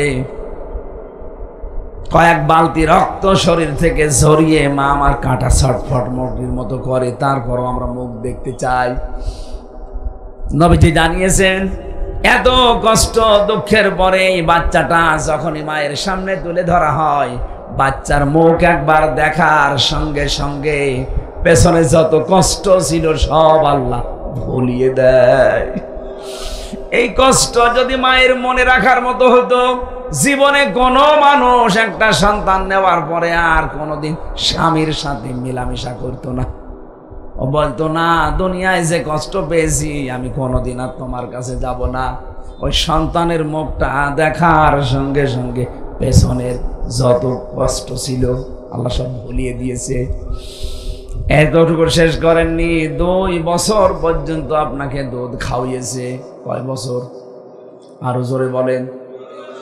বিজ্ঞান প্রমাণ করছে দুধ খাওয়ানো এটা মায়ের কমপক্ষে দিনে রাতে মিলে 24 ঘন্টায় একটা সন্তান মায়ের স্তন পান করে থাকে 8 বার। কয়বার? 7-8 বার পান করাই লাগে 24 ঘন্টায়। আপনি হিসাব করে দেখেন, তারও বেশি হয়। উপরেরটা নিচেরটা বাদ দিয়ে মাঝেরটা বিজ্ঞান প্রমাণ করেছে 8 বারও যদি হয়, একবারে যদি 1 পোয়া করে দুধ চুষতে থাকে, 8 বারে কমপক্ষে 2 কেজি দুধ খায়। কত? 2 কেজি করে দুধ আমি আপনি সবাই খেয়েছি মায়ের স্তন থেকে। 1 দিন 2 দিন না, 2 বছর। কত? বলেন বলেন। আপনি একটা হিসাব করে দেখেন, 2 বছরে প্রতিদিন যদি হয় 2 কেজি করে, আমি ক্যালকুলেটর দিয়ে দেখেছি 36 মণ দুধ আমরা খেয়েছি। কত?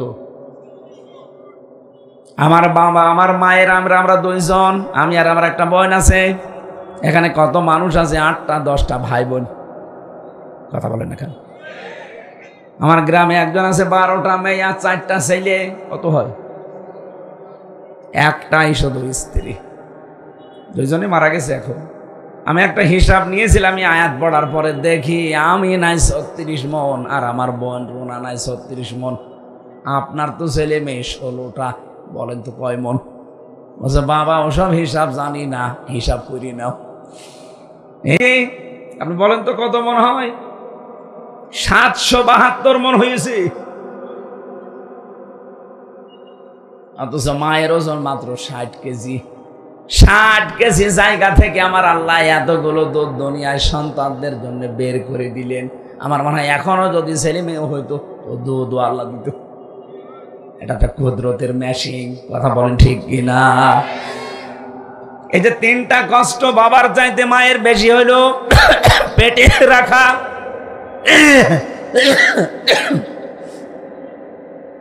শুধু পেটে রাখা না, ডেলিভারির কষ্ট সহ্য করা, আর দুনিয়ার মুখ দেখানোর পরে 2 বছর দুধ খাওয়ানো।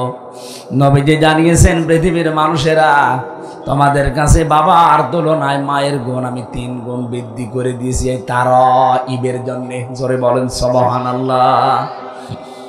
মানুষ যখন এই বীর্যটা মায়ের রেহেমের ভেতরে যেতে থাকে, বিজ্ঞান এখন দেখতে পাচ্ছে কমপক্ষে 1 ফোঁটা বীর্য দিয়ে 40,000 আদম বানানো যায়। কত হাজার? বলেন বলেন। এই 40,000ই একবারে মায়ের পেট থেকে আসতে পারতো, কিন্তু মায়ের পেটে জায়গা নেই। বাবার এই স্ফলিঙ্গ দিয়ে যখন বের হয়ে যায়, এখান থেকে মায়ের ওই জরায়ু পর্যন্ত যে নাপাক পানির থলিটা আছে, রেহেম বলা হয়, এখানে যেতে যেতে দেওয়ালের সাথে ধাক্কা লাগে, কেউ পড়ে যায়, কেউ মরে যায়। আমার তো জীবনের প্রতিযোগিতা শুরু হয়েছে সেই জন্ম থেকে, অথচ আজ আমরা প্রতিযোগিতায় হেরে যাই। কত স্ট্রাগল করে, কত কষ্ট স্বীকার করে প্রতিযোগিতা করে ওই জায়গায় গেছি আমি। তারপরে হামসা আমি দুনিয়ায় আসলাম। আমার কত ভাই বোন ছিল, তারা পড়ে মরে গেছে। কথা বলে না কেন? তাহলে আমাকে সিদ্ধান্ত নেওয়া লাগবে আমার মঞ্জিলে মকসুদ পর্যন্ত। আসল যেটা আমার জায়গা, এখানে নাই দুনিয়ায় আসার জন্য মায়ের রেহেম, আর আমার জান্নাতে যাওয়ার জন্য আমার জীবনের শেষ দিন এ পর্যন্ত আমাকে লড়াই করে যেতেই হবে। ওয়াবুদ রাব্বাকা হাত্তা ইয়াতিয়াকাল ইয়াকিন। হামজা, ইবাদত বন্দেগী করো ওই পর্যন্ত যতদিন পর্যন্ত তোমার মরণ না আসে। তার মানে আমার মরণ আসা পর্যন্ত আমার এই সব সময় স্ট্রাগল করে দেওয়া লাগবে, কষ্ট স্বীকার করা লাগবে, প্রতিযোগিতা করা লাগবে। লাকাদ খালাকনাল ইনসানা ফি কাবাদ। আমি মানুষকে বানিয়েছি এই কষ্টের পরে কষ্ট সহ্য করে। এ মানুষ যখন কষ্ট সহ্য করবে, 40 দিন পরে পরে আমার আল্লাহ এটা পাল্টাতে থাকবে। আল্লাহ রাব্বুল আলামিন বলেন, সুম্মা খালাকনান নুতফাতা আলাকাতান ফাখালাকনাল আলাকাতা মুদগাতান ফাখালাকনাল মুদগাতা ইযামা ফাকাসাউনাল ইযামা লাহমা সুম্মা আনশাআনাহু খালকান আখার ফাতাবারাকাল্লাহু আহসানুল খালিকিন। বলেন আল্লাহু আকবার। একটু নিজের জীবনের দিকে তাকান, আপনি সেজদা দিতে বাধ্য হবেন আল্লাহকে। বড় বড় নাস্তিক হোক, মানি না তোর আল্লাহকে, এই কথাও যারা বলে তারা আয়াত পড়ার পরে নত হতে বাধ্য, যদি বুঝে থাকে। আল্লাহ পাক বলেন একটা ইন্টেনসিভ কেয়ার ইউনিট যেখানে দুনিয়ার কোনো জার্ম যেতে পারে না, এই জায়গায় 40 দিন ধরে রাখলাম। এরপরে আমি নতফা থেকে ধরে আমি আলাক বানালাম, এরপরে আলাক থেকে তোকে আমি মদগা বানালাম, এরপরে মদগা থেকে চামড়া দিয়ে গোশত দিয়ে এটা আমি ঢেকে দিলাম। শুধু ঢেকে দিয়ে শেষ করিনি, এই গোশতগুলো যেন পচন না ধরে এমন একটা কাবার দিয়েছি। এই কাবার যাকে দিয়েছি ওইটাই ফাইনাল।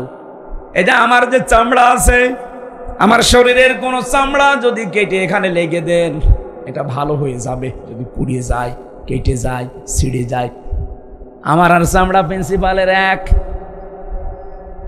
না। দেখতে এক হলেও আমার শরীরের ভেতরে ৯৭৬৮ প্রকার চামড়া আল্লাহ দিয়ে রেখেছেন। কিন্তু এক একটা জায়গার চামড়া এক এক রকম। এই হাতের তালুতে যে চামড়া আছে, এইটা যদি উপরে দিত, জীবনেও কোনো কিছু ধরে আপনি আটকিয়ে রাখতে পারতেন না। কথা বলেন ঠিক কিনা?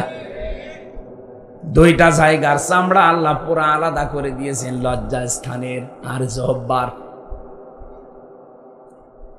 এত এত চামড়া দিলেন শরীরের ভেতরে গোশতগুলো সংরক্ষণ করার জন্যে। আল্লাহ পাক বলেন মানুষের ভেতরে আমি হাড্ডি দিয়েছি, ৩৬০টা জোড়া দিয়েছি। নবীজি বলেন তোমরা প্রতিদিন এই জোড়া আছে আল্লাহ দিলেন ৩৬০টা সাদগা দান করবা, তাহলে এই জোড়ার হক আদায় হবে। সাহাবেরা বলে হুজুর আমরা গরিব মানুষ, টাকা পয়সা। বিশ্বনবী বলেন দুইটা কাজ করতে পারলে এই হাড়ের সাদগা আদায় হয়ে যাবে জয়েন্টের। মসজিদের ভেতরে যদি কোনো ময়লা দেখো, নিজের দায়িত্বে তুলে ফেলে দিবা। ২ নম্বরে দস্তরখানা বিছিয়ে খাবার খাবা, যদি খাবার পড়ে যায় ওই খাবার তুলে খাবা। অথচ এই দুইটা আমলের একটাও আমরা ধনী মানুষরা করতে চাই না। বলি এই আবার কাজ হইল? মসজিদের ময়লা পরিষ্কার করার জন্য ইমাম আছে, খাদেম আছে, মুয়াজ্জিন আছে, ওরা আমি লাট সাহেব, আরে ভাই আপনার এই হাড়ের এই যে ৩৬০টা জোড়া দেওয়া আছে, জোড়ার সাদগা দেবে আপনার কোন বাবা? এটা সাদগা দুনিয়ায় আদায় করা জায়গা, এটা করে যাবেন। মসজিদে প্রবেশ করলে এটা আপনার দায়িত্ব হয়ে পড়ে। কথা বলেন ঠিক কিনা? একটা খড়কোটা পড়ে আছে, থুতু পড়ে আছে, কপ পড়ে আছে, পরিষ্কার করে দেন। দস্তরখানা বিছিয়ে খাবার খাওয়ার অভ্যাস করেন। আল্লাহ রাব্বুল আলামিন বলেন প্রত্যেক জায়গায় যে জোড়া দিয়েছি সব জোড়া আবার এক না, প্রত্যেকটা হাড় আলাদা আলাদা মাপ। এক এক জায়গার হাড় এক এক রকম। হাড়ের ভেতরে আবার গিরো দিয়েছি, যদি হাড় সোজাসুজি করে দিতাম জীবনও কিছু ধরতে পারতে না। এই যে গিরোগুলো দিয়েছি প্রত্যেকটা আঙ্গুলে, জয়েন্টে, এগুলো আবার নাট সিস্টেম করে দেয়নি যে খুলে রেখে দেবা, তাহলে চুরি হয়ে যেত। এমন সিস্টেম করে দিয়েছি নিজের ভেতরেই থাকবে, শার্টও করতে পারো, জমাও করতে পারো। কথা বলেন ঠিক? আল্লাহ পাক বলেন এই যে আস্তে আস্তে ৩৪০-এর পরে যখন তোর ভেতরে খাবারের উদ্রেক দেখা যায়, মায়ের মাসিক অসুখ বন্ধ করে নাভির সাথে নাভির তার জড়িয়ে আমি খাবারের ব্যবস্থা করি। এতটুকু শেষ হয়নি, ৬ মাস হবার পরে এখন ৩টা জিনিস তার লাগবে, মাস্ট বি। একটা হচ্ছে শ্রবণ শক্তি, একটা হচ্ছে দর্শন শক্তি, আর একটা বাক শক্তি। এই 3টা জিনিস আমি আল্লাহ নিজের পক্ষ থেকে দান করি। ওদিকে মাটির উপাদানের ভেতরে আছে 10টা। কয়টা? আল্লাহর পক্ষ থেকে আল্লাহ দিয়েছেন 3টা, কোন তাফসিরে পেয়েছি 5টা। সেখানে আছে শ্রবণ শক্তি, দর্শন শক্তি, বাক শক্তি, আকেল শক্তি আর ঘ্রাণ শক্তি। 8, 5, 13টা জিনিস যখন এক হয়ে যায়, 6 মাস পরে মায়ের পেটের ভেতরে আমার আল্লাহ এবার আকৃতিটা দিয়ে দেয়। ওরা বডি বানিয়েছে ফেরেশতারা, আর আকার এই আকৃতি এইটুকু বানিয়েছে আল্লাহ নিজের কুদরতি হাতে।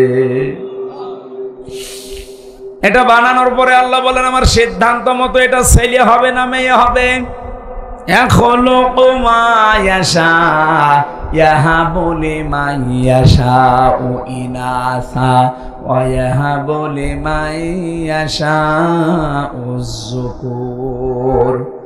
এটা ছেলে না মেয়ে সিদ্ধান্ত যখন আমি দেই,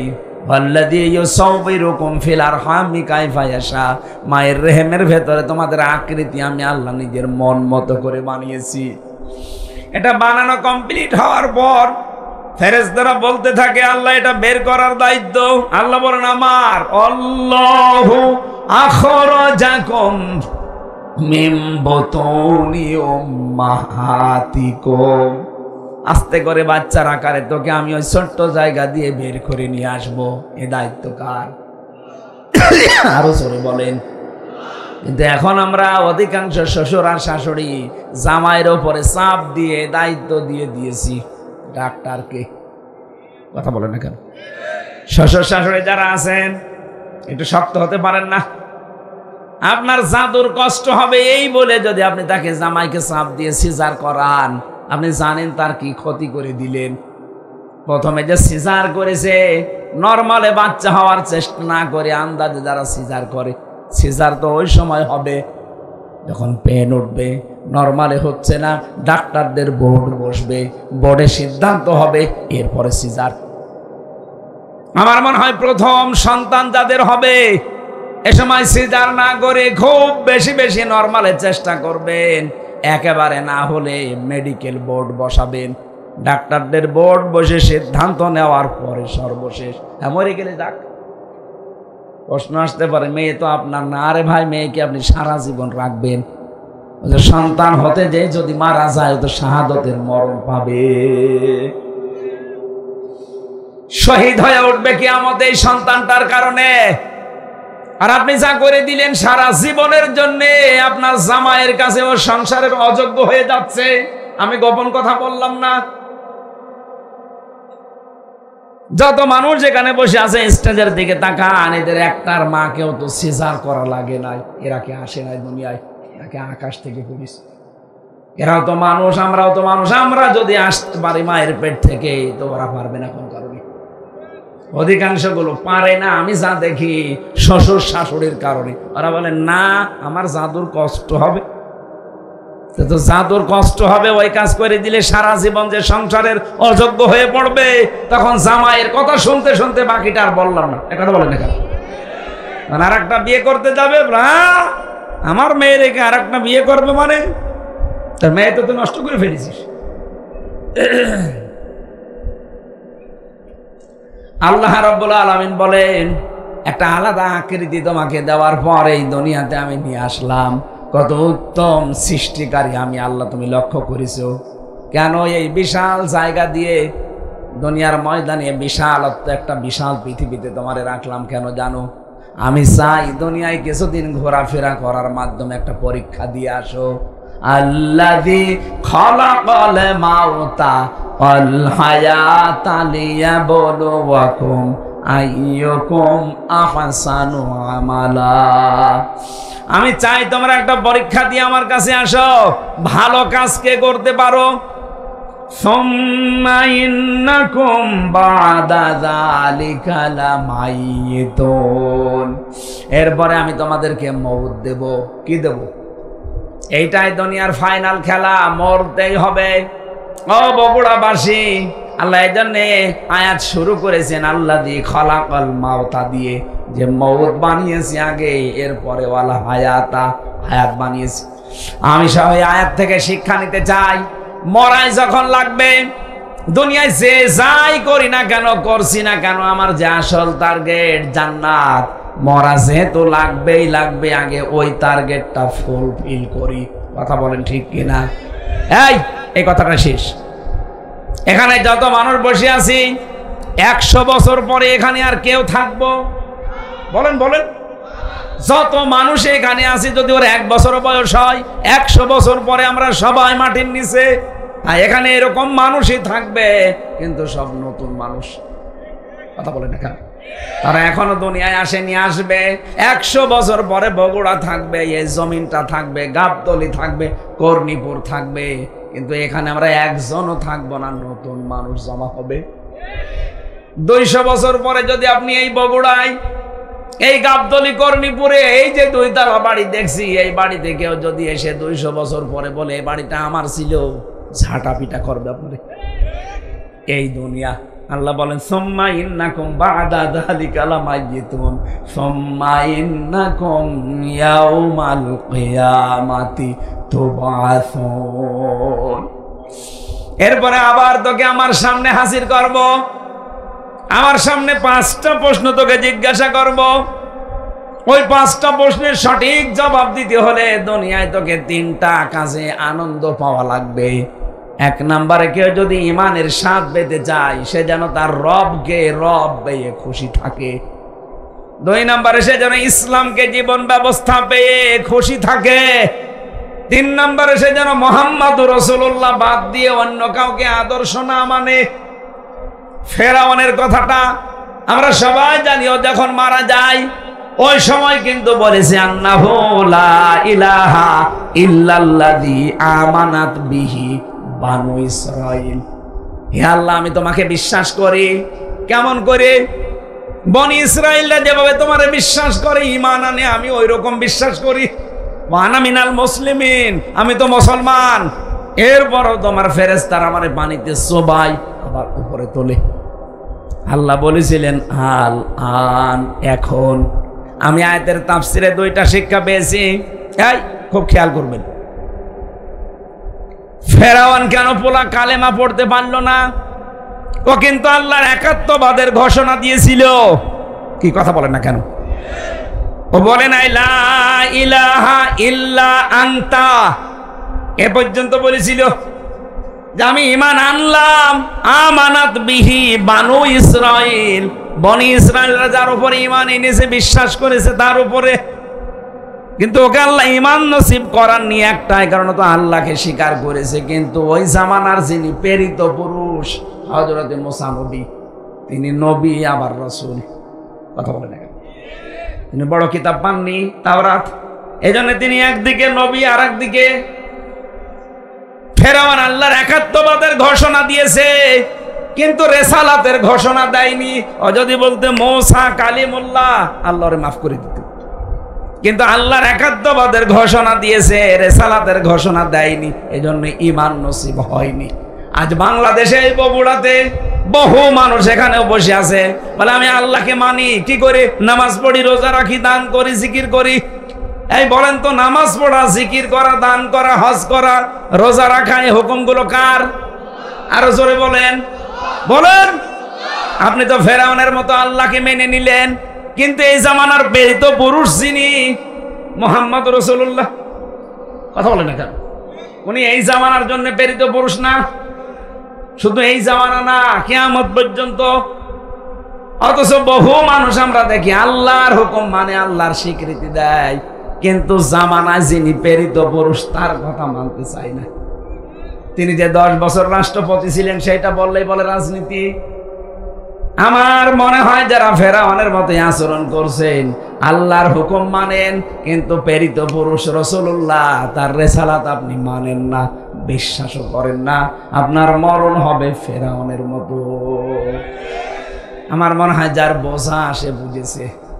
এরপরেও যদি কেউ না বোঝার ভান করে থাকেন, আমার আর কিছু করার নেই। আল্লাহ আমাদেরকে বোঝার তৌফিক দিন। মানব সৃষ্টির রহস্য সম্পর্কে আজকের আলোচনাটা আমি বই আকারে পেশ করছি। আমার গাড়িতে এই বই আছে, পুরাটা সাজানো আছে, ওটা নিয়ে লিখে শিক্ষিত মানুষরা নিয়ে যাবে। ফ্যান সরিয়ে দেন। আল্লাহুম্মা আমিন। লা ইলাহা ইল্লা আনতা সুবহানাকা ইন্নী কুনতু মিনাজ জালিমিন। রব্বুল আলামিন, গভীর রজনীতে তোমার শাহী দরবারে হাত তুলেছি, যতটুকুই শুনেছি আমাদের জীবন সম্পর্কে, আল্লাহ তোমাকে সিজদায় অবনত হওয়ার তৌফিক দাও। আজকের আলোচনার সওয়াবগুলো নবীজির রওজায় পৌঁছিয়ে দাও। আমি অসুস্থ, কথা বললেই বুকে ব্যথা করছে, কাশি চলে আসতেছে, আল্লাহ তাআলা ডাক্তাররা রেস্টে থাকতে বলে, তোমার বান্দা বান্দেদের আকতি মিনতির কারণে আমারে আশা লাগে। তুমি যখন মুক্ত জীবনে আমারে ফিরিয়ে দিয়েছো, মেহেরবানি করে আমাকে তুমি কণ্ঠটা ভিক্ষা দাও, আমার শরীরটা তুমি আগের অবস্থায় ফিরিয়ে দাও। মাহফিলের সভাপতি, প্রধান অতিথি, বিশেষ অতিথি যারা আছে, এই মাহফিলটা যারা সাজিয়েছে, যে যুবকরা চেষ্টা চালিয়েছে, মা বোনেরা পর্দার আড়ালে বসে আছে, সবাইকে তুমি কোরআনের জন্য কবুল করে নাও। অসুস্থ শরীরের কারণে আজকে আমি শেষ করে দিলাম। আগামীতে বগুড়ায় যেখানে অনুষ্ঠান আছে, আমার শরীর সুস্থ করে সেখানে নিয়ে যেও আল্লাহ। এলাকায় মাটির নিচে যারা কবরে আছে, আল্লাহ কবরগুলো জান্নাত বানিয়ে দাও। আগামীতে কোরআনের এই অনুষ্ঠানটা বিশাল আকারে মঞ্জুর করে নাও। কখন কার কাছে মরণ আসে জানি না, আজরাইল আসলে যেন বলতে পারি লা ইলাহা ইল্লাল্লাহু মুহাম্মাদুর রাসূলুল্লাহ।